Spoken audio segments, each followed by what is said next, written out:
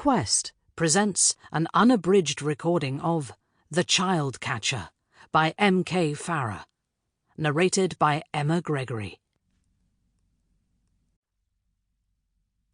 Chapter 1. The couple sat on a wooden park bench, a small brass plaque embedded in the backrest, marking it as a memorial for someone who'd also loved to sit in the East London park. Opposite the bench was the children's playground, the little ones pumping their legs back and forth on the swings or whizzing down a shiny metal slide that hadn't yet grown too hot in the sun, that was surprisingly warm for this time of year. Jack Dempsey took his wife's hand. "It'll be okay," he reassured her. "It always is."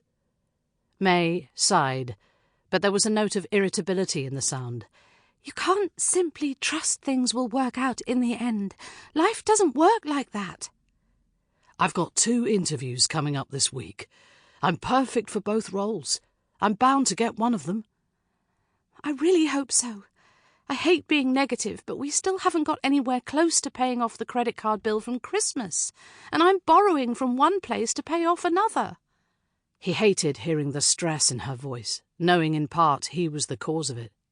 She was still working, thank God, but he'd been made redundant from his job 3 months ago, and despite so many interviews he'd lost count, no one had offered him anything new. Desperation was creeping in, though he did his best to hide it from May. She deserved a husband who was able to spoil her and pay for a big house for them to live in, instead of the crappy 2-bedroom flat they rented, and take her on fancy holidays with sunshine and beaches and pools. The last holiday they'd been on had been down to a caravan park in Devon, and while they'd had a lovely time, it wasn't Marbella.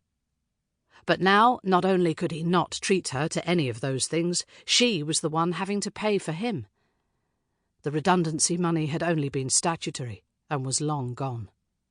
He'd signed on for the dole, something he hated doing, and it filled him with shame every time he had to go to the job centre to answer all their bloody questions.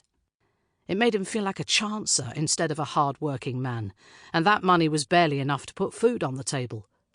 Now May was paying for most things on his behalf, and even though she reassured him that he would do the same for her, and it didn't make the blindest bit of difference that she was a woman and he was a man, he still hated himself a little more each day because of it.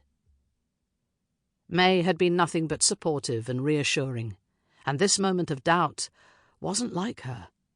It was getting on top of her, too, and she was tired, having worked all the extra hours she could to make... Sample complete. Ready to continue?